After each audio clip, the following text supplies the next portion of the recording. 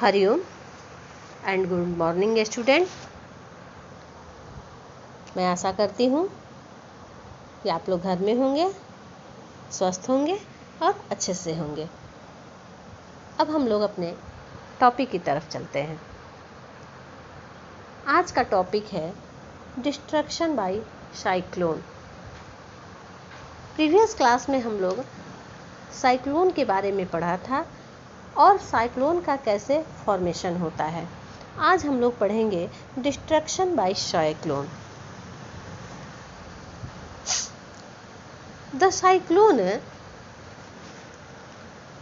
bring with them extremely high speed winds cause a lot of destruction. Cyclone जब आता है तो वो अपने साथ बहुत तेज हवा को लेके आता है और इस कारण बहुत सारे चीज़ डिस्ट्रक्ट हो जाते हैं, बर्बाद हो जाते हैं।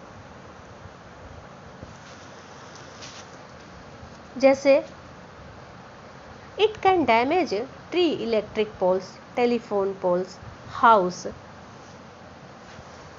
Peoples etcetera, causing a great loss of life and property. जब साइक्लोन आता है तो पेड़, बिजली के खंभे, टेलीफोन के पोल, घर, लोग, बहुत चीज़ें बर्बाद हो जाती हैं और इस तरह हम अपने धन तो खोते ही हैं, धन के साथ साथ हम अपना जीवन भी खो देते हैं। In our country, Odisha was hit by a cyclone on 18th October 1999. This cyclone had a wind speed of 200 kilometre per hour. 18 अक्टूबर 1999 में उड़ीसा में ऐसी साइक्लोन आया था जिसमें हवा की स्पीड 200 किलोमीटर पर आवर था और उस साइक्लोन में करीब 45,000 घर और 7 लाख लोग खत्म हो गए थे और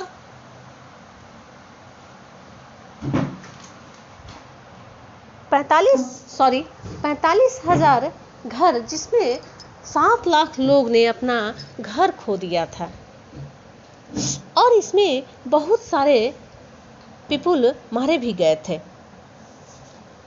और ठीक इसी साल, सेम ईयर में, उड़ीसा में 29 अक्टूबर को फिर साइक्लोन आया जिसमें हवा की स्पीड 260 किलोमीटर पर आवर था।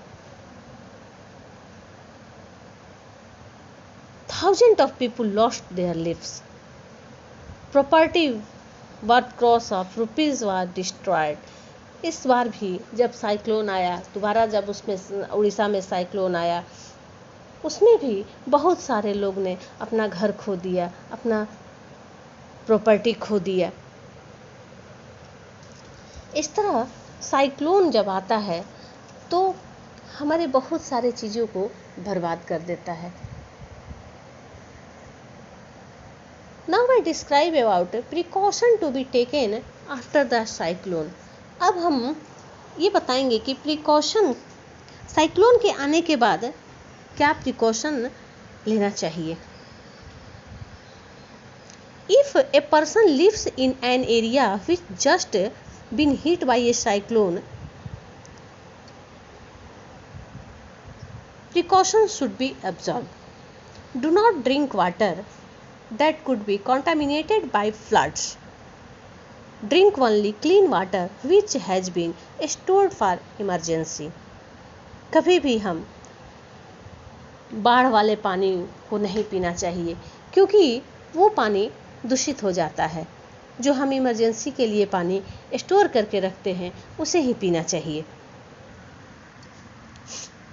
Do not touch wet electric switch and fallen electric poles line. Do not use electric appliance. हमें कभी भी वेट इलेक्ट्रिक स्विच को नहीं छूना चाहिए, और कोई भी अगर इलेक्ट्रिक चीज़ गीला है तो नहीं छूना चाहिए, या हमारा हाथ गीला है तो उसे नहीं छूना चाहिए।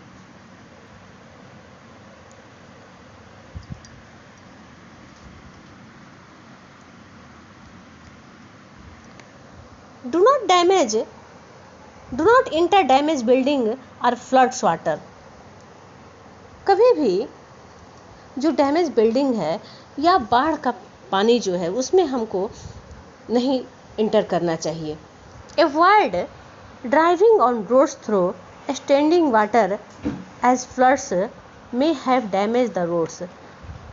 जब इस तरह की समस्याएं आती हैं तो हमें ड्राइविंग को भी अवॉइड करना चाहिए। Do not go out just for fun. कभी भी हमें मस्ती के लिए बाहर नहीं जाना चाहिए। ऐसे सिचुएशन में हम अपने घर में ही रहें, हमें बाहर नहीं जाना चाहिए। और लगातार जो लोकल रेडियो पे, टेलीविज़न पे जो एडवाइस दिया जा रहा है उसको फॉलो करना चाहिए। Cooperate with your neighbours and friends. इसके साथ साथ अपने पड़ोसी, अपने दोस्तों को भी कोऑपरेट करना चाहिए, उनकी भी मदद करनी चाहिए। उन्हें किसी चीज़ की ज़रूरत है तो वो देना चाहिए। Advanced technology was helped in protection from cyclone. Due to advance in technology, we have satellites and radars. By making use of satellites and radars, a cyclone alert is now issued 48 hours in advance of any expected storm, and a cyclone warning is issued 24 hours in advance. This gives sufficient time to people to prepare. The cyclone related message is broadcast over radio every hour or half per. When a cyclone is nearer the coast, advanced technology was helped in giving us better protection from cyclone. आज हमारे पास बहुत technology का विकास हो गया है। इस वजह से हमें सैटेलाइट और रडार्स के द्वारा साइक्लोन और स्टॉर्म के आने की सूचना पहले से उनके माध्यम से दी जाती है, और ये बहुत ही पर्याप्त समय रहता है। लोग अपने सुरक्षित जगह पे चले जाते हैं।